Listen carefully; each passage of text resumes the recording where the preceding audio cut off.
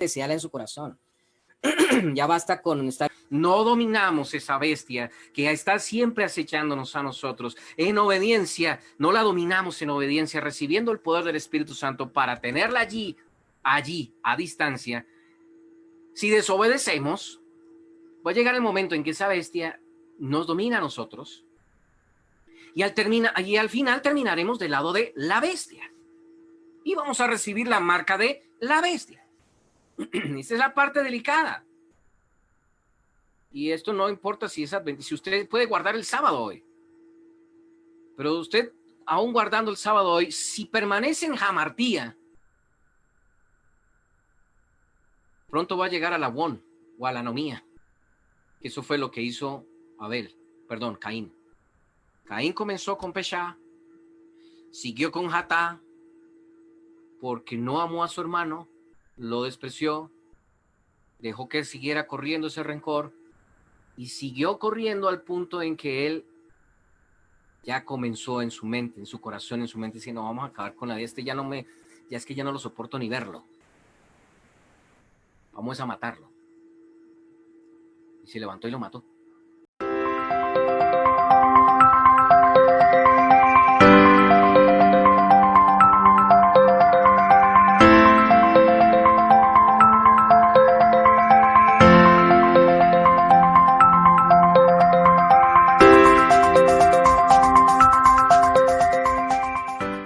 Gracias, hermano. Dios les bendiga a cada uno de ustedes. En esta hora nos disponemos para recibir la bendición de la palabra. Truenan los cielos a esta hora. No sé si ustedes están ahí en el lugar donde se encuentran. El tronar, por lo menos acá al sur de Bogotá, está tronando muy profusamente. Se asoma un tremendo aguacero. Así que lo que vamos a hacer es pedir el aguacero del Espíritu para que bendiga la exposición de la palabra en esta mañana. Oremos, hermanos, querido Dios. Es una bendición para todos nosotros cada vez que abrimos las Escrituras y por eso hay disposición en nuestro corazón para escucharte, pero por ello rogamos, dada la limitación de nuestras vidas, dado la comisión de pecado de nuestra parte, nuestra inclinación al mal, requerimos de la unción de tu Espíritu, que abra nuestro entendimiento, Señor. No solo en el plano de lo intelectual, del apreciar las cosas que puedan entenderse en un nivel del intelecto, sino que aterrices este mensaje en el corazón, en nuestro corazón, en el deseo de ser fiel a ti, de ser obedientes a tu palabra, no solo oidores, sino hacedores de ella, porque necesitamos en estos tiempos apresurar tu venida, Señor, y eso implica que nosotros seamos aptos para mostrar a esta generación que es posible ser obedientes a tu palabra, a tu ley, y conformarnos con la reproducción de tu carácter en nuestras vidas. En el nombre y por los méritos de Cristo Jesús lo agradecemos y pedimos todo. Amén. Bien, hermanos. En la lectura bíblica que tuvimos en esta mañana les puede dar a ustedes una idea de qué vamos a hablar, pero quiero decirles que no es en el plano de lo convencional. Deseo que apreciemos ese texto. ¿Por qué? Los adventistas del séptimo día lo citamos con mucha frecuencia en los estudios bíblicos y en toda exposición de la palabra a fin de demostrar que el pecado es transgresión de la ley. Si bien es cierto esto, cuando miramos de cerca el versículo en mención, descubrimos algo que quizás antes nuestros ojos, por lo menos quien habla, no era capaz de verlo, no eran capaces de verlo. Me refiero al hecho de que quizás nos quedamos, y me pongo en primera persona, en primer lugar ahí, nos quedamos en el plano técnico, ¿no? De esa definición de pecado. Es una definición bastante técnica, ¿no? Transgresión de la ley. El pecado es transgresión de la ley. Alguien recientemente en una exposición nos decía que, bueno, hasta cierto punto, no pecar del que habla el tercer capítulo de la primera epístola, pues estaba limitada o limitado a una serie de actos pecaminosos ya de un nivel superior, como es el de la rebelión, sublevación, sacrilegio, engaño, maldad extrema. Me refiero justamente a los versículos que aparecen ahí a continuación de Primera de Juan 4, 3:4, perdón. Si leemos en el versículo 6, descubrimos que dice el apóstol Juan lo siguiente: todo aquel que permanece en él no peca. Todo aquel que peca no le ha visto ni le ha conocido. Es una afirmación muy tajante, no emite zonas grises. Todo aquel que permanece en él no peca. Esto en razón a que pues existe la controversia hoy en día en nuestro evangelio que predicamos, si es posible llegar a vivir en un momento dado en la vida sin pecado o no. Y más adelante dice, lo reitera Juan en el versículo 9, todo aquel que es nacido de Dios no practica el pecado, porque la simiente de Dios permanece en él y no puede pecar, dice, no puede pecar, ni siquiera va más allá, o sea, va más allá del decir no peca, no practica el pecado, sino que no puede pecar porque es nacido de Dios. Bueno, está diciendo entonces el apóstol Juan que podemos llegar a vivir la vida sin pecar. Podemos llegar a un momento en la vida en que no pequemos más. A raíz de eso, el expositor de Marras que les decía, afirmaba que esta definición de pecado en el versículo 4, todo aquel que comete pecado infringe también la ley, pues el pecado es infracción de la ley. Se refiere a este tipo de pecados, ya pecados mayúsculos, pecados de un nivel, diría yo, grosero, exacerbados, ya de un extremo realmente de una magnitud que ya pues no solo hablamos de pecado, sino de degeneración pecaminosa. Cuando yo escuché esto, pues me llamó mucho la atención, porque entonces daba la razón a aquellos que dicen, no es posible vivir la vida sin dejar de pecar. Ahora, cuando uno mira los eventos futuros y sobre todo entiende el llamado que Dios hace a la última generación en la Biblia, la última generación de creyentes justos antes de su segunda venida, o justo cuando Él venga en su segunda venida, son los 144,000, y el libro de Apocalipsis dice de ellos que no fue hallado en ellos mentira. Son sin pecado. Es una posición extrema en la que está en juego la palabra de Dios misma, sí, porque en realidad jamás antes hemos visto una experiencia de esas, en la que toda una generación, no de una parte del mundo, porque la hemos visto quizás en algunos casos muy de pronto individuales en el Antiguo Testamento. En el Nuevo Testamento, los primeros años post-Pentecostés, pero restringidos a una área geográfica. No hemos visto que eso que sucediera en Pentecostés suceda en todo el mundo, que haya personas no impecables, pero sí que no practiquen pecado, que no pequen. En los 4 puntos cardinales de este planeta eso no se ha visto, pero la palabra de Dios lo pinta así. Eso entonces ponía a mí, me controvertía a mí mismo con base en esa expresión de este pastor muy importante, y me obligó a ir a las escrituras directamente, a entrar, a mirar este versículo. Lo hice y lo que encontré fue algo que pues me amplió el panorama bastante con relación a lo que es una definición más completa de pecado. Para ello, yo quiero mostrarles a ustedes este cuadro. He hecho un cuadro, no sé si me es posible, hermanos, si me es posible. Ok, aquí tengo para compartir pantalla, ok. Bueno, antes de esto, quiero decirles lo siguiente. Primera de Juan 3:4 no nos dice completa la definición de pecado en español. Pero cuando vamos al idioma original en que lo escribió Juan es otra cosa. Estamos hablando de otro nivel, pues, de comprensión. Y es ahí donde, pues, yo me vengo a sorprender qué es lo que nos quiere decir ese versículo. La Biblia en general, en hebreo y en griego, nos da 3 palabras diferentes para identificar lo que es pecado.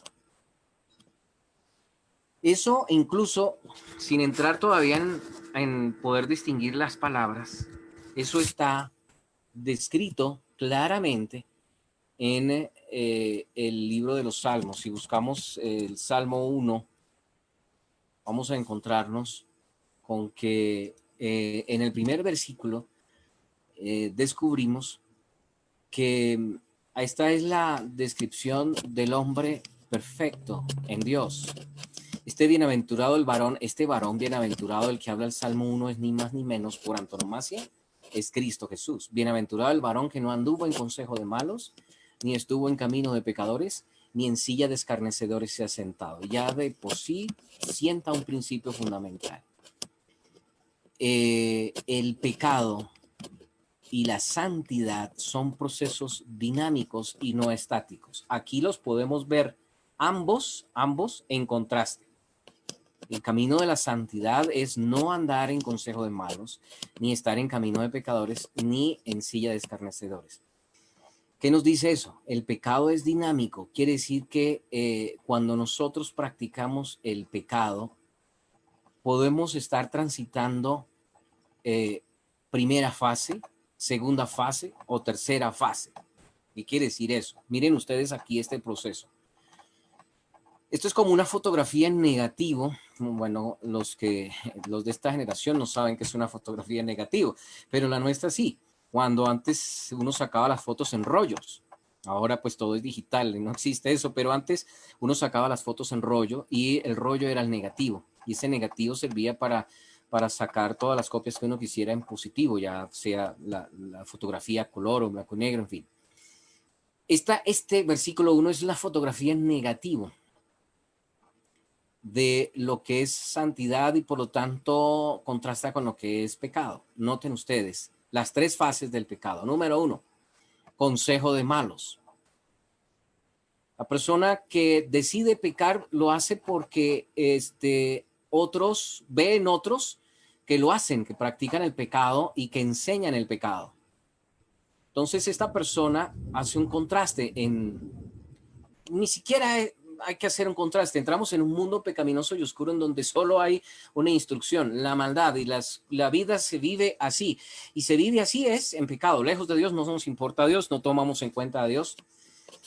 Por lo tanto, es andar en el consejo de malos.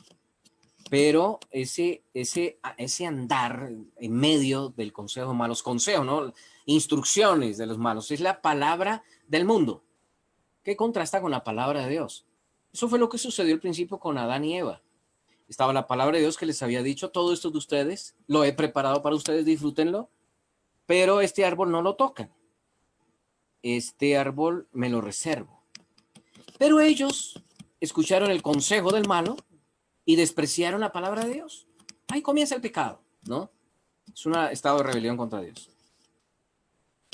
Pero no solamente es ya rebelarnos contra Dios, es decir, despreciar su palabra, sino comenzar a practicar lo contrario de su palabra, o sea, la desobediencia en la práctica. Y eso es estar en camino de pecadores.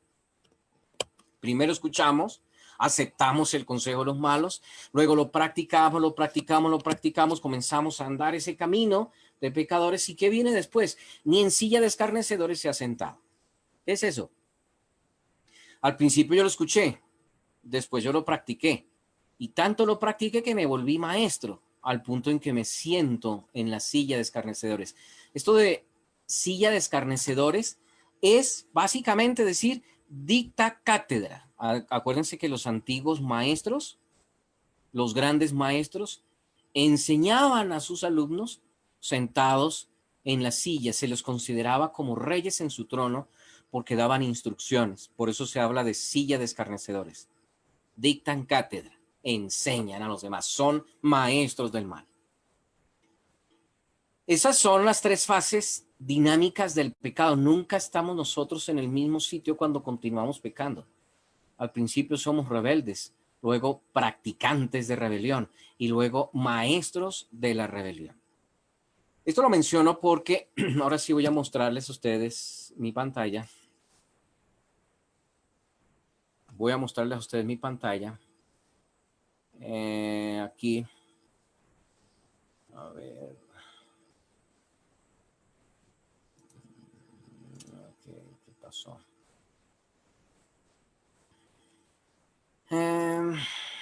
Bien. ¿Qué es pecado según la palabra? Hay diferentes definiciones. Y ya con base en lo que hemos visto en el Salmo 1, vamos a mirar que la Biblia nos muestra tres palabras, tanto en hebreo como en griego, que definen qué es pecado. El primero es Pesha. Pesha en hebreo, paráptoma, que es el equivalente en griego. Este término, Pesha, en primer lugar, significa violar la confianza entre dos personas. Romper la confianza entre dos personas. Cuando hay un par de amigos y entonces uno confía en el otro, le dice algo muy especial, muy íntimo, mira, me está pasando esto, pero te ruego el favor, no se lo digas a nadie, y resulta que él después va y se lo dice a otra persona. Eso es peshá, o eso es paráptoma, eso es básicamente violar la confianza de alguien. Y esto fue lo que hicieron Adán y Eva con Dios. Ellos cometieron peshá. En Romanos 5, Pablo usa ese término, ¿no? Vamos a buscar lo que nos dice la palabra de Dios en Romanos 5, 15. Romanos 5, 15 nos dicen, el apóstol Pablo, dice él, pues antes de la ley había pecado en el mundo, pero donde no hay ley no se inculpa de pecado. Antes de la ley había pecado en el mundo.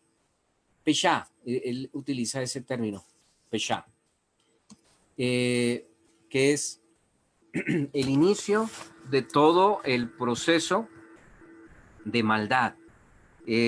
Peshá fue lo que cometió Israel contra Dios cuando les revela la ley y ellos de buenas a primeras van prometiendo, sí, Señor, nosotros cumpliremos los mandamientos, sí, Señor, te prometemos que vamos a hacer todo esto. Y cuando desaparece Moisés, construyen un ídolo y lo adoran. Se habían comprometido a adorarlo no más que a él, y sin embargo terminan haciendo todo lo contrario. Así que el peshá o el paráptoma es el estado en que hemos violado la confianza que Dios nos ha dado a nosotros, le damos la espalda a él, preferimos otras opiniones, despreciamos su palabra es la que nos dice qué es blanco y qué es negro, pero nosotros en últimas podemos llegar a decir, no, a mí no me parece blanco, a mí me parece como beige, como rosadito, esto no es tan negro, yo lo veo gris. Es decir, todo ese jueguito en el que arrancamos nosotros a polemizar con Dios, pues ese es el peshá o paráptoma. Ahora, la segunda palabra que es traducido en nuestras versiones como pecado, como rebelión o como transgresión, etcétera, depende del versículo que estemos leyendo. En la versión Reina Valera es hatá en hebreo, hamartía en griego. ¿Qué es hatá o hamartía? Es algo curioso. se refiere a errar el blanco. Entonces ustedes, si leemos Jueces 20:16, vamos a leer Jueces 20:16, lo que nos dice ese texto. Encontramos acá: de toda aquella gente había 700 hombres escogidos que eran zurdos, todos los cuales tiraban una piedra con la honda a un cabello. Imagínense este ejercicio, que estos eran los benjaminitas, que eran especialistas en esto. Toda aquella gente, había 700 hombres que eran zurdos, todos los cuales tiraban una piedra con la honda a un cabello y no jatá, o sea, no jamartía, no erraban el blanco. Pobrecito al que ponían de blanco, porque les levantaban el cabello y a unos cuantos metros de distancia, estos hombres con sus hondas alistaban el tiro, allá había una piedra, lanzaban la piedra y ¡pum!, cortaban el cabello, y como dice allí, no erraban, o sea, no jatá, a eso se refiere jatá, básicamente, no errar el blanco. Pero ya cuando trasladamos eso a una visión espiritual, que es la que estamos discutiendo nosotros, pues tenemos que pensar, ¿y cuál es nuestro blanco? Esto me hace acordar de la conversación que tuvo un joven, el joven rico, con el Señor Jesús, cuando dijeron los evangelistas, vino corriendo con ese entusiasmo joven y se hincó delante del Señor, le dijo: Señor, ¿qué he de hacer para heredar el reino de los cielos? ¿Se recuerdan qué le respondió el Señor Jesús a este joven rico? Le dijo: guarda los mandamientos y entra al reino. Oh, y entonces él dijo: ¿en serio? ¿En serio? Porque es que todo eso lo he hecho. ¿Cuáles mandamientos? Él se quiso asegurar. ¿Cuáles mandamientos? Ahora el Señor Jesús no le reprochó nada de que fuera hipócrita o eso. No, él lo hacía con sinceridad. Y el Señor Jesús le relacionó los mandamientos. Ama al Señor tu Dios, no adorarás ídolos, no usarás el nombre de Dios en vano, etcétera. Nada de eso. O sea, todo eso fue lo que el Señor le dijo, y no le reprochó, ¿no? Nada, sino que le dijo: yo he hecho eso desde pequeño. Claro, él desde chiquito, él era conquistador y asistió a todas las clases de juveniles y de escuela sabática y de clase de jóvenes, y después se volvió maestro de jóvenes, quizás sea un anciano de iglesia, no sé. Todo eso lo he hecho en serio. Sin embargo, el Señor Jesús se lo queda mirando. El texto nos dice que lo amó cuando lo miró, y entonces le dijo: anda, vende todo lo que posees y dáselo a los pobres. Y él se entristeció. O sea, el Señor Jesús le está diciendo: de verdad, si quieres mostrar que estás guardando los mandamientos de Dios, tienes que hacer algo más que eso que has estado haciendo. Él estaba jatá, ¿comprenden? Jatá. O sea, él estaba en jamartía, no alcanzaba el blanco. Sí, él decía que guardaba los mandamientos y estaba bien, ¿no? Y estaba bien. Me sale un mensaje, no sé qué debo hacer acá. Ya, ok. Estaba bien que asistiera a la iglesia, a la escuela sabática y al culto, y que participara en guías y en conquistadores, pero el Señor Jesús le estaba diciendo: óyeme, te falta un poquito para alcanzar el blanco. Esa expresión de amar a Dios, amar al Señor, amarás al Señor tu Dios con todo tu corazón, con toda tu alma y con todo tu cuerpo, y a tu prójimo como a ti mismo. En otra ocasión el Señor Jesús dijo: de eso depende toda la ley. Y el apóstol Pablo dice: el cumplimiento de la ley es el amor. Eso implica entonces que estamos en jamartía, puede ser. Cumplimos una parte, pero no la otra. Y lo peor es que aquí está el tema delicado. Y esa es la razón de ser de mi exposición en esta hora. Puede ser que aún estando en jamartía yo piense que esté guardando los mandamientos. Entonces, Juan, el apóstol Juan, justo en ese capítulo, el capítulo 3, primera de Juan, y el versículo 15, miren ustedes lo que nos dice Juan. Volvamos a Juan, el capítulo 3 y el versículo 15. Encontramos esto. Todo aquel que aborrece a su hermano es homicida, y sabéis que ningún homicida tiene vida eterna permanente en él. No se necesita, y él toma este mandamiento como ejemplo, no se necesita que usted saque un machete y vuelva picadillo literalmente a alguien para decir que usted es un homicida. No se necesita que usted agarre una pistola y le vacíe plomo a alguien para convertirse en un homicida. No, homicida es todo aquel que desprecia a su hermano,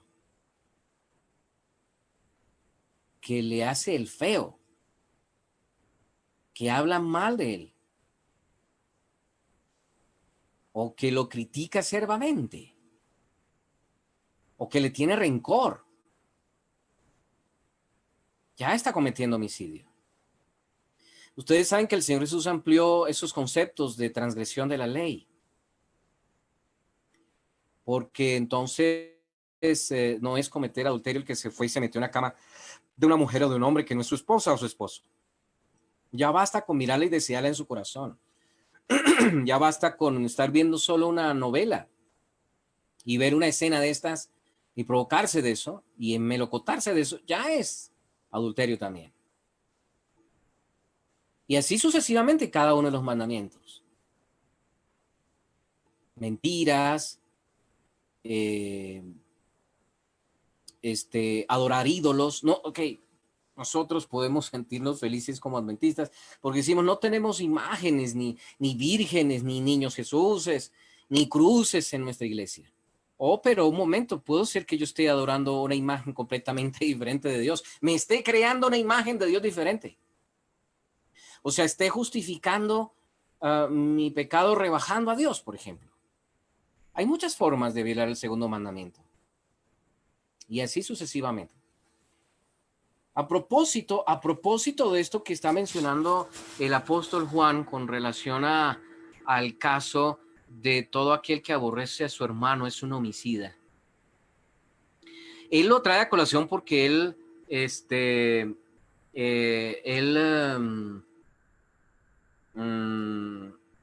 mencionó el caso de Caín y Abel justamente antes de llegar a esa conclusión. Mencionó el caso de Caín y Abel. ¿Por qué razón? Porque este es un clásico ejemplo de cómo alguien pasa de Peshá a Hamartía, y de Hamartía voy a poner aquí la siguiente definición de pecado en la Biblia es Avón. Avón es anomía. ¿Qué es avón o anomía? Estar torcido, retorcido, degenerado. Es el estado mayor de pecado. O sea, mejor dicho, el violador, el drogadicto, el genocida, el grosero, vulgarote, el que hace maldades por minuto. Ese es el que está en avón, anomía. El caso de Caín es alguien que comienza con Peshá, pasa por Hatá y termina en Avón. ¿Cómo? Bueno, primero, ustedes saben, él era adorador de Dios y puso su altar de adoración, pero puso un altar en Peshá, o sea, violando la confianza de Dios, o sea, él inventándose su propio sistema de oración. Él decía, bueno, al fin y al cabo yo te estoy adorando a Dios, pero ¿saben qué? Es que a mí no me gusta ese altar donde hay, mira, esas piedras donde hay un cordero muerto encima y ese chorrero de sangre, no me gusta eso. ¿Por qué? Porque es que yo estoy acostumbrado a la tierra, al campo, a las flores, a los colores, a los sabores. Por eso a mí me parece mejor y más bonito. Y en realidad usted se puede imaginar los dos altares. Y el altar de Caín era un señor altar, una cosa espectacular, hermosa. Había frutas y colores y combinaba el rojo con el azul, con el amarillo. O sea, qué hermosura de combinación y hasta pudo idearse casi como una silleta de flores, ¿no? Ahí, flores, frutas, cereales, qué cosa tan hermosa. El adorador de Dios, pero óyeme, ¿qué es esto? O sea, ¿quién te pidió eso? No es así. Y Dios escogió el altar de Abel. Entonces Caín estaba en un peshá, en un paráptoma de rebelde, él haciendo las cosas como bien le parecía, a su gusto. Él no estaba centrando su adoración en Dios, sino centrando la adoración de Dios en él. Entonces, obviamente Dios elige el altar de Abel. Y entonces él se pone bravo con Dios y empieza a tenerle fastidio a su propio hermano. Entonces de Peshá pasa a Jamartía, o sea, Jatá. Él debería haberse unido con su hermano en adoración a Dios. Pero no, él empieza a sentirles envidia, a sentirles rencor, ya lo empieza a ver mal. Y noten ustedes lo que nos dice Génesis 4:6. Muy importante que revisemos este texto de Génesis. Vamos a Génesis 4:6. Vamos a leer hasta el versículo 8, tal vez se nos salga completo. Esto dice: entonces Jehová dijo a Caín, ¿por qué te has ensañado y por qué ha decaído tu semblante? Yo me imagino a Caín con una cara de puño que no podía con ella. Y Dios le dice, ¿qué te pasa? O sea, hay algo reflejas por fuera lo que llevas adentro. Y miren lo que dice el Señor, le dice a él, si bien hicieres, no serás enaltecido, y si no hicieres bien, el pecado está a la puerta. Ahora, en hebreo, la expresión es mucho más diciente que lo que tenemos en español, porque él dice, el pecado está a la puerta. ¿Saben cuál es la mejor traducción? Debería decir, el pecado está agazapado. O sea, Dios le está advirtiendo a Caín que en medio de las cosas que están ocurriendo en el mundo a raíz del pecado, el pecado es como una bestia salvaje, es como un animal que está agazapado esperando su presa en cualquier momento. Cuando ella le dé la posibilidad, se abalanza y lo va a dominar. Hay un poder que te puede llegar a sujetar. Ahora, si tú me obedeces, no le está diciendo yo quiero que sientas bonito y me obedezcas, no, simplemente obedéceme. Si tú me obedeces, vas a ser enaltecido, es decir, vas a recibir el poder del Señor y ese sentimiento que te atormenta ahora, sabes que se te va a bajar si me obedeces. Ahora, si no, ahí hay un animal detrás de la puerta, escondido, es una bestia que está lista para abalanzarse sobre ti. Cuando yo obedezco, el Espíritu Santo me toma a mí. Cuando yo desobedezco, el espíritu del mal hace presa de mí y obedezco a lo que el pecado quiere que yo haga. Por eso dice, a ti será su deseo con todo, y que está, mejor dicho, es una fierota grandísima que te puede despedazar con todo. Si tan solo hace lo que yo te pido, deja tu peshá, deja tu rebelión, acepta mi palabra, obedéceme, vas a ver que en vez de que esta fiera te sujete a ti, tú la vas a sujetar a ella, la vas a tener allí, como un cachorrito. Pero si me desobedece, va a ser otro tema, va a ser muy complicado, ¿no? Tú te puedes enseñorear de él o él se va a enseñorear de ti. Por eso el apóstol Pablo, siglísimos más tarde, escribió a los romanos que nosotros somos esclavos del pecado, nos sometemos a él porque decidimos hacerlo. Entonces, de ahí que entendamos qué es lo que quiere decir la expresión bestia en la Biblia, ¿no? Y por eso cuando Daniel ve que hay 4 bestias que surgen, pues está refiriendo a a todos estos espíritus que son rebeldes a Dios, que no toman en cuenta la palabra de Dios, que simplemente están siendo manipulados por ese poder superior a ellos, que hacen, deshacen, destrozan, acaban y se llevan por delante miles y miles y miles y millones de vidas. Y por eso cuando se denomina la bestia, pues es el poder que es más difícil de combatir por cuanto se disfraza de cristiano, pero termina siendo a su voluntad y deja al lado la voluntad del Señor y la palabra del Señor, y se le denomina así. Por esa razón, si nosotros, adventistas del séptimo día, no dominamos esa bestia que está siempre acechándonos a nosotros en obediencia, no la dominamos en obediencia, recibiendo el poder del Espíritu Santo para tenerla allí, a distancia, si desobedecemos, va a llegar el momento en que esa bestia nos domina a nosotros y al final terminaremos del lado de la bestia y vamos a recibir la marca de la bestia. Esta es la parte delicada. Y esto no importa si es adventista, si usted puede guardar el sábado hoy, pero usted, aún guardando el sábado hoy, si permanece en jamartía, pronto va a llegar a la Awón o a la anomía. Eso fue lo que hizo Caín. Caín comenzó con Peshá, siguió con Jatá, porque no amó a su hermano, lo despreció, dejó que siguiera corriendo ese rencor y siguió corriendo al punto en que él ya comenzó en su mente, en su corazón, en su mente, diciendo, vamos a acabar con la vida, ya es que ya no lo soporto ni verlo. Vamos a matarlo. Y se levantó y lo mató. Atroz crimen. Feísimo. Feísimo. Un hermano matando al otro. Anomía. ¿Qué es anomía? Bueno, anomía es estar torcido en Awón. Anomía en griego es sin ley. Ya no tengo ley, ya la ley de Dios ya a mí no me restringe. Ese es el caso de los pecadores que se vuelven pecadores, se vuelven pecadores ya descarados, ya no les da pena. Son esa clase de criminales que incluso los ponen allí contra la pared, bueno, cuando son presentados en la reseña policial.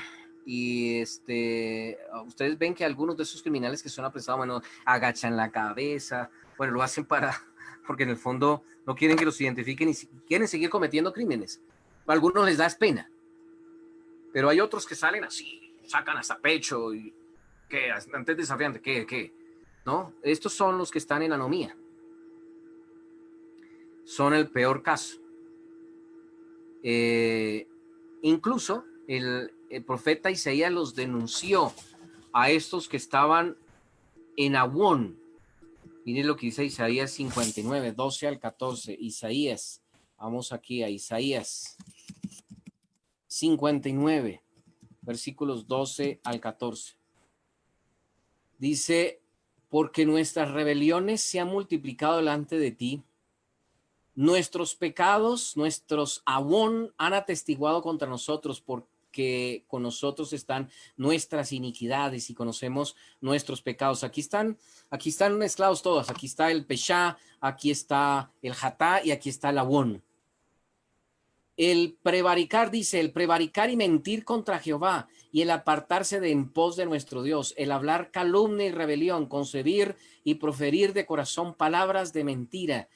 Y el derecho se retiró y la justicia se puso lejos, porque la verdad tropezó en la plaza y la equidad no pudo venir. Aquí él está mostrando ejemplos de los tres. Comenzamos con una rebelión, nos apartamos de la palabra de Dios, no le hacemos caso a Dios, no amamos al prójimo, no nos importa cinco la suerte de él, antes nos aprovechamos de ellos, ni siquiera que seamos indiferentes, no, nos aprovechamos de ellos, explotamos al pobre, lo engañamos para yo enriquecerme más, para hacer zancadillas.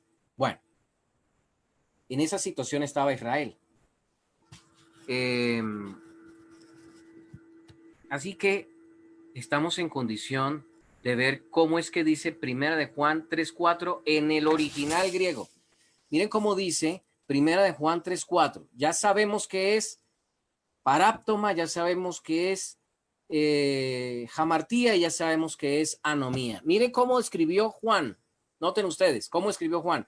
El que comete jamartía también anomía, porque jamartía es anomía. ¿Captaron? ¿Qué es jamartía? Jamartía es cerrar el blanco. No amar a mi prójimo como Dios me ama a mí. Eso es también anomía. ¿Qué es anomía? Anomía es cometer pecados abiertamente. Es como el que abiertamente entra al prostíbulo, como el que abiertamente se emborracha, como el que abiertamente fuma marihuana y cocaína, como el que abiertamente, o bueno, no abiertamente, pero sí comete adulterio y violaciones, o es un asesino a sueldo, sicario, qué sé yo. Porque jamartía es anomía. O sea, puede que tú estés yendo el sábado a la iglesia, cantas, asistes a la escuela sabática, perfecto. Pero en la casa eres un patán con la esposa. Y te la pasas mirando en internet, páginas por ahí, cochinas. O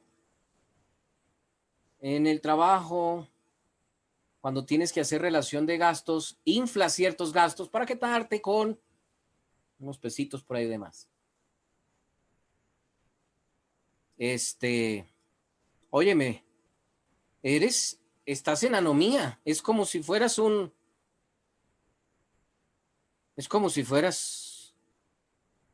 eh, un terrorista, un asesino genocida. Igual. Y eso que a nosotros nos gusta, cómo nos encanta. Cómo nos encanta alzarnos contra los políticos, ¿no? Y les decimos de todo: corrompidos, torcidos, genocidas, guerrilleros, patatín, patatán. Eso los ponemos en la picota pública y eso en las redes sociales llenamos de memes y contra ellos. Pero por favor, igualito que ellos, igualito. La diferencia es que voy a la iglesia. ¿Cómo les parece? Esa es la gran diferencia. Yo voy a la iglesia. ¿Me entienden por qué es importante entender Primera de Juan 3:4? Primera de Juan 3:4 no está diciendo simplemente que el pecado es transgresión de la ley, como quien dice, ok, de ir de compras el sábado, ir al Éxito el sábado a hacer mercado para mí. Porque nos encanta usar ese versículo para eso. No, hermanos. No es para eso. Es para decirnos, cuidado. La norma de Dios. La norma de Dios es muy alta. Muy, muy alta. Y nosotros la hemos puesto bajitico a nuestro nivel, como para que no tengamos que hacer mucho esfuerzo. Entonces sí, el sábado pues asistimos a esta reunión virtual y ya guardé el sábado. Oye, ¿sabes tú que en el Pentateuco Dios dice: cualquiera que es indiferente a su hermano, también es un homicida? Eso nos pone en un... Es demasiado, ¿no? Nos conformamos con cumplir un rito. Y ahora, pues, que no hemos vuelto a la iglesia y nos quedamos en la casita y ya está. Por la mañana, escuela sabática y culto, y por la tarde, sociedad jóvenes. Y listos. ¿Eso es guardar el sábado? ¿En serio? Eso es jamartía, ¿no? Jamartía es anomía. No son palabras mías. Lo dice el Espíritu Santo porque así lo consignó justamente el apóstol Juan. Miren una cosa, yo les dije, el pecado es dinámico, no estático, lo mismo la santidad. Primera de Juan 1, vamos a leer Primera de Juan 1. Miren esto desde el versículo 5 en adelante. Este es el mensaje que hemos oído de él y os anunciamos. Dios es luz y no hay ningunas tinieblas en él. Dios es luz. No tiene nada que ver con tinieblas, el Señor. No tiene nada que ver con tinieblas. Si decimos que tenemos comunión con Él y andamos en tinieblas, es decir, pecamos, mentimos y no practicamos la verdad. Noten esto. Decimos que tenemos comunión con Él, pero andamos en tinieblas, o sea, tenemos nuestros pecadillos. ¿Qué estamos haciendo? Mentimos. ¿A quién le mentimos? A los demás. Les estamos mintiendo a los demás para que los demás crean que yo estoy bien. ¿Por qué? Porque a nosotros los seres humanos nos encantan las máscaras. Que no se den cuenta quién soy yo. Me pongo una máscara.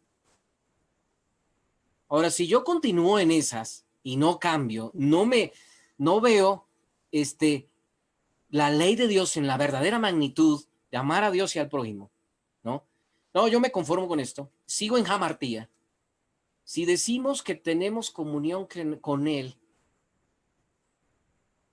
Ok, no, ya lo leí. Versículo 7. Pero si andamos en luz, sin pecado y obedeciéndole a Él, como Él está en luz, que no hay tinieblas en Él, tenemos comunión unos con otros. O sea, aquí se nota que una de las razones por la cual hay rivalidades, divisiones, disputas dentro de la iglesia es porque hay pecado. Especialmente jamartía. Porque si anduviéramos en luz, tendríamos comunión unos con otros. Sí, así tengamos diferencias de opinión en muchas cosas y tengamos diferentes formas de ser. Pero el Espíritu me daría a mí la capacidad de ser tolerante y de poder amar a mi prójimo. Sí, a muchas cosas no cuadren. Tendríamos comunión unos con otros y la sangre de Jesucristo, su Hijo, nos limpia de todo pecado. ¿Por qué? Porque somos conscientes de nuestro pecado y de la necesidad que tenemos de manera permanente. Ahora dice el versículo 8. El versículo 8 dice de esta manera.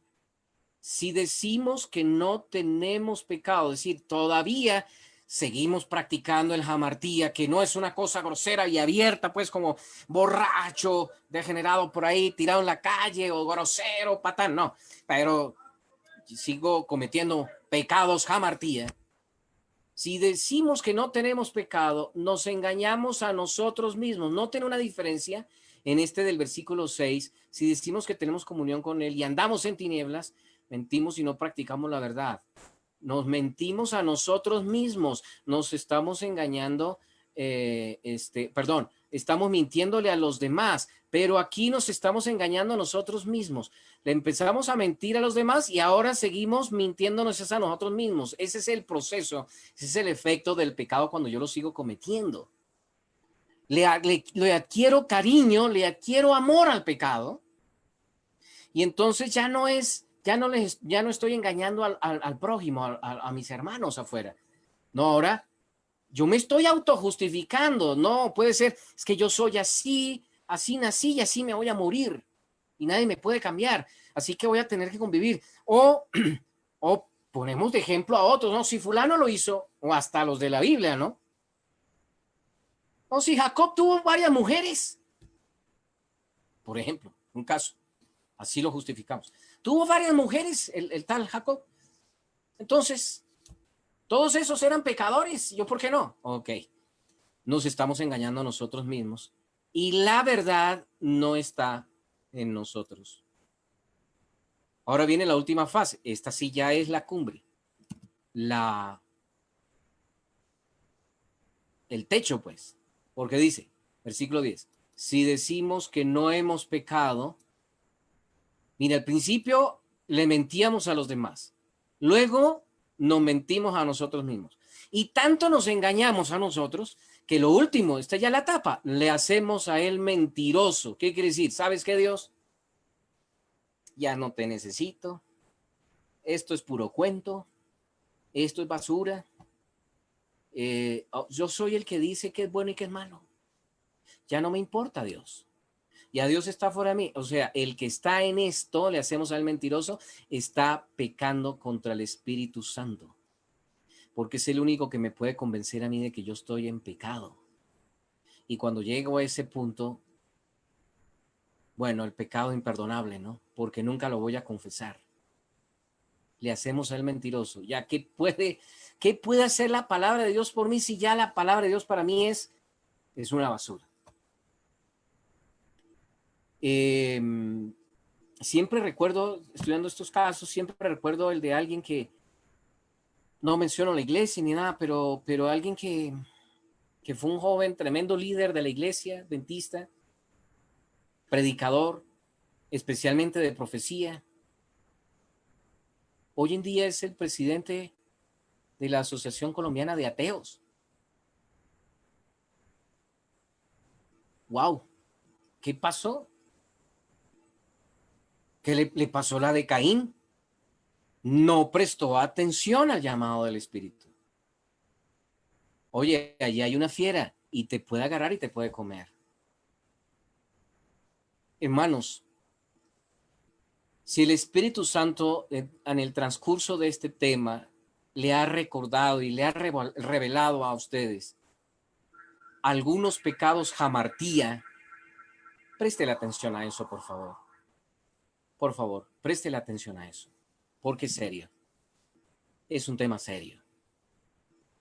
Porque después de jamartía, anomía. Y anomía es abierto. Solo que el Espíritu Santo restringe. Pero en la zona de la mitad, es la parte grave. Por eso le dice a la Odisea, pues un borracho sabe que está mal. Un borracho sabe que está mal. Y que necesita ayuda. Pero alguien que va a la iglesia y está en jamartía, ¿quién le puede decir a él que está mal? ¿Quién lo puede sacar de esa zona de confort tan peligrosa que está a un paso de rendirse a la bestia? Porque cuando lleguen los días difíciles, no tendrá suficiente pasión por el evangelio. Su fe está muy debilitada. Y entonces, quizás llegue a atreverse a decirle a Dios, cuidado, mucho cuidado. Por esa razón, nos dice Levítico 16:21. Vamos a leer lo que dice Levítico 16. Y Levítico, ustedes saben que Levítico 16, Levítico del capítulo 16 es el capítulo que describe lo que sucede en el día de la expiación. Pero mire lo que dice el versículo 21. Y pondrá Aarón sus 2 manos sobre la cabeza del macho cabrío y confesará sobre él todas las, miren ustedes, iniquidades de los hijos de Israel, las abón, todas sus rebeliones, o sea, Peshá, y todos sus pecados, o sea, jamartía. No, aquí los reúnen los 3, Peshá, abón, jamartía, poniéndolos así sobre la cabeza del macho cabrío, y lo enviará al desierto por mano de un hombre destinado para esto. Este macho cabrío, sabemos todos, es Azazel, que representa al diablo. Todos estos pecados recaen sobre él, que fue el que nos asusó a cometerlo. Y todos estos pasaron por el otro macho cabrío, que fue el que nos limpió de todas las iniquidades, de todas nuestras rebeliones y de todos nuestros pecados. Nos quiere dejar limpios de raíz, desde la raíz hasta la rama, limpios. O sea, que consideremos su palabra de Dios por encima de cualquier otra cosa. Me pueden matar si quieren, pero no renuncio a su palabra. y creo en ella y la obedezco toda ella. Y por lo tanto, si ella me examina a mí, me escudriña a mí y descubre las mugres y podredumbres que hay en mi corazón, porque descubro que, no, yo muy feliz creyendo que sí, yo soy guardador de la ley, como el joven rico, muy guardador de la ley, cuando entiendo que estoy haciendo cosas, empezando por el sábado, haciendo cosas que no debo hacer y dejando de hacer cosas que debo hacer. Y cada uno de sus mandamientos. Me doy cuenta que es muy alta la vara y que necesito el poder de su sangre para que perdone mi maldad, mis rebeliones, mis iniquidades, mis pecados. Porque esta persona que hay aquí que ustedes ven delante de ustedes, mañana puede volverse un ampón, un criminal. Hay camino que al hombre parece derecho, pero su fin es camino de muerte, nos dice la palabra de Dios. O sea, ninguno de nosotros nos imaginamos el monstruo que hay aquí adentro si lo dejáramos salir. Por eso Dios le dijo a Caín, cuidado con esa fiera que te está buscando. Dele un poquito de rienda, suelten las riendas. Y a veces nosotros nos llegaremos a sorprender de las cosas que hacemos o hasta decimos. Que me dicen, uy, pero ¿cómo así? Esto lo dije yo, esto lo hice yo. Uy, no, pero todas esas cosas, mis queridos hermanos, hay que borrarlas. ¿Cómo? No solo es confesión de pecado, es obediencia a su palabra. El evangelio consiste en eso. Y acuérdense lo que dice el mensaje del primer ángel. Teman a Dios. Sí, o sea, dejen de pecar, dejen de ser pecaminosos. O sea, sepan que ustedes siguen ese camino, al final van a ser destruidos. Teman a Dios. Pero denle gloria, o sea, obedézcanle también. Dejen de hacer esto y pónganse a hacer aquello. Ahí es donde debemos estar nosotros. Nos hemos quedado en dejar de hacer y nos hemos limitado al hacer, pero en solo lo devocional, ¿no? O sea, sin reunirnos y cantar y estudiar. Y, oye, ¿y el resto? ¿Comprenden, hermanos? Finalizo con dos textos más. Vayamos a Éxodo. Vayamos a Éxodo. Éxodo 40. Ese es el último capítulo de Éxodo. Justamente, Éxodo 40, versículo 35. Fíjense una cosa. Moisés había terminado de construir el santuario. Ya, quedó listo. Listo el santuario, todo listo. El altar, bueno, las paredes exteriores con sus basas y sus columnas, 60 columnas de bronce y los capiteles de plata, y la entrada de tales dimensiones, y la puerta, 3 puertas para entrar por la mitad de 4 colores, y el altar de bronce, y después el lavacro y el tabernáculo con las dimensiones perfectas allí, y las columnas de oro adentro, y el candelabro y la mesa de los panes, y la cubierta de pelo de cabra y la cubierta de carneros, y las telas y los telas adentro bordados con oro, y los ángeles allí también, y la separación del lugar santo al santísimo, y el arca del pacto, y adentro ahí la vara de Aarón que floreció, y el maná, aunque eso posteriormente lo pusieron, pero todo está perfecto, todo está listo, pero miren lo que nos dice Éxodo 40:35. Y no podía Moisés entrar en el tabernáculo de reunión porque la nube estaba sobre él y la gloria de Jehová lo llenaba. Increíble. Todo está listo, todo está hecho, pero Moisés no puede entrar. Si Moisés no puede entrar, pues menos Aarón y los sacerdotes y sus hijos. No podían. Pero noten lo que nos dice justo Números, el primer versículo de Números 1:1. Miren lo que dice Números 1:1. Habló Jehová a Moisés en el desierto de Sinaí, en el tabernáculo de reunión. Mire que ya Moisés ya pudo entrar, tabernáculo de reunión, en el día primero del mes segundo, en el segundo año de su salida de la tierra de Egipto, diciendo, ahora Moisés ya puede entrar, ya está en el tabernáculo. ¿Por qué? Porque en Éxodo 40, 35 no podía entrar y en Números 1:1 sí pudo entrar. Porque es que entre Éxodo y Números está Levítico. ¿Y qué nos enseña el centro? El centro de Levítico, ¿qué nos enseña? Bueno, justamente lo que le leí, Levítico 16:21. Todos sus pecados, todas sus rebeliones, todas sus iniquidades, todo el peshá, todo el abón, todo el hatá, fueron limpiados, eliminados. Fueron cargados por el macho cabrío, según Jehová. Él cargó con todo eso. Él llevó nuestras rebeliones. Y Él borró nuestros pecados, nuestras amartías. Y también borró nuestro abón, nuestra anomía, esa semilla de rebelión total contra Dios. Nos las quitó completamente, nos limpió. Y ese amor de Él por nosotros es el que nos hace que queramos tener comunión con Él y entrar en su tabernáculo, así como lo hiciera Moisés. Nosotros nos reuniremos pronto en ese templo, donde no habrá más ni llanto ni dolor. Pero el Señor tiene que limpiarnos. Así que, mis queridos hermanos, en esta hora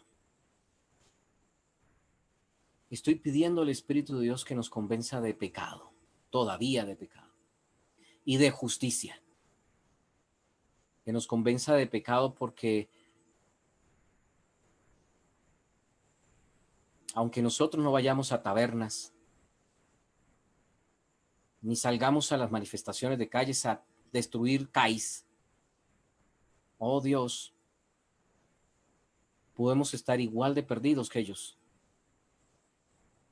en razón a que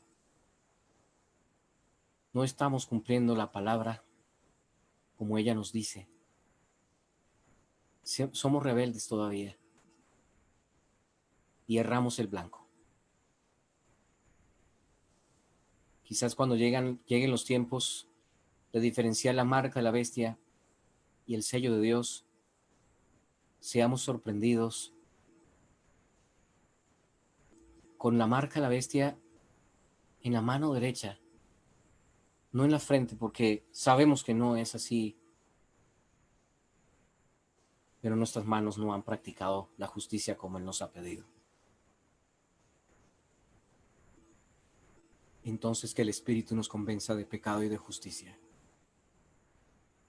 para que entonces seamos limpios en juicio. Y no solo recibamos el derecho de ir al cielo, sino la idoneidad de estar en Él. Necesitamos orar y romper nuestro corazón, humillarnos delante de Dios, para que Él siga haciendo su trabajo y que no le estorbemos más. No son tiempos para andar en medias tintas, sino para avanzar. Que Él nos limpie y que haga de nosotros de verdad criaturas nuevas. Que Él complete lo que comenzó en nosotros. Los que puedan, les invito para que se pongan de rodillas, para que clamemos a Dios por perdón, para recibir de Él limpieza, salvación y justicia. Que de la misma manera como Él nos ha tratado, lo hagamos nosotros con nuestro prójimo. Pongámonos de rodillas y oremos a nuestro Dios en esta hora. Oremos. Padre de amor y de santidad, gracias te damos.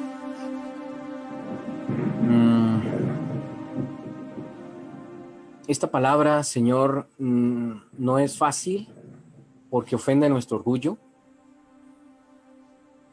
porque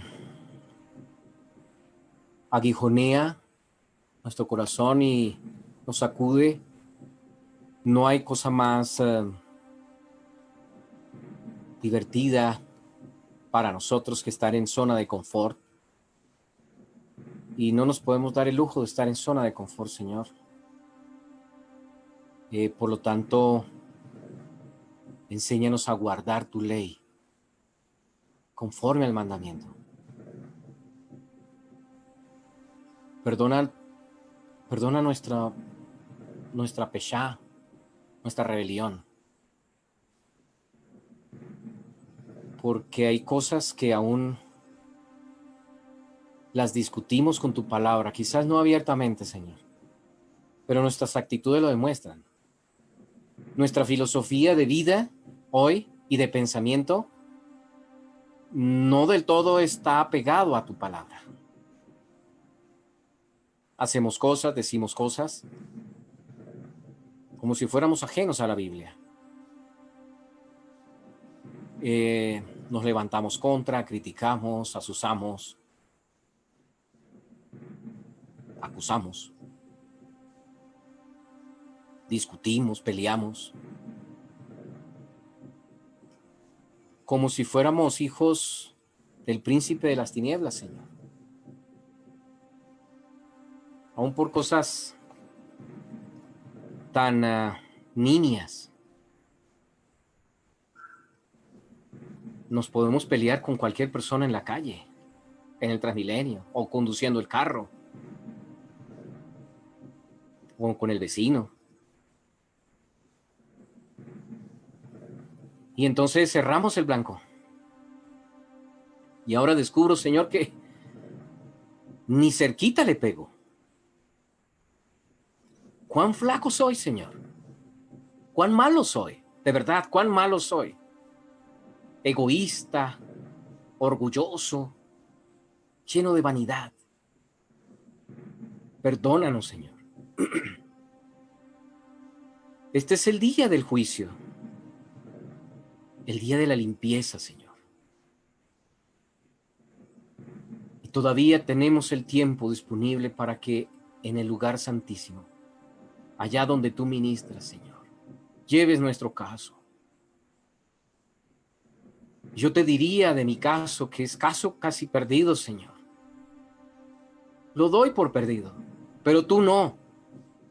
Y aquí la opinión que cuenta no es la mía, sino la tuya, y confío en tu opinión, Señor, y en tu palabra. Tú me amas y nos amas a todos. Y tienes misericordia de cada uno de nosotros, Señor. Oh, te pido, Señor, envíanos tu Espíritu. Saca tu lámpara, Dios, y que yo pueda ver dónde hay ratas en el templo de mi corazón, porque está oscuro ahí, o cucarachas, o alimañas, o ídolos, Señor, como hicieran en los tiempos de Ezequiel, que fueron descubiertos semejantes ídolos allí dentro del templo. Oh, Señor, toca nuestro corazón y hazlo arder en tu fuego, para que de verdad seamos llevados al arrepentimiento. Enséñanos la verdad en su dimensión más grande. No nos hagas conformar con simples superficialidades de la palabra, con hacerle decir lo que en realidad no dice, sino a medias. Trabaja en nosotros a profundidad, día tras día. Yo quiero estar en tu juicio. Júzgame, Señor. Límpiame. Porque nos amas, Dios. Porque nos quieres llevar a tu casa, Señor. De tal manera que lo que escribiera el apóstol Juan se cumpla en mí. Todo aquel que es nacido de Dios no puede pecar. ¿Cuánto anhelamos eso, Señor? No poder pecar, Señor, porque amamos tanto la verdad y la justicia. Es imposible traicionarte más, ni abandonarte más. Porque hemos visto tanto amor de ti,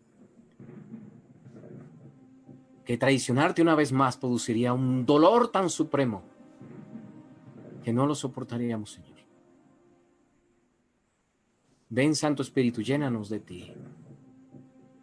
Ven, Señor. termina lo que empezaste en nuestro corazón. En el nombre y por los méritos de Cristo Jesús, lo agradecemos y pedimos todo. Amén y amén.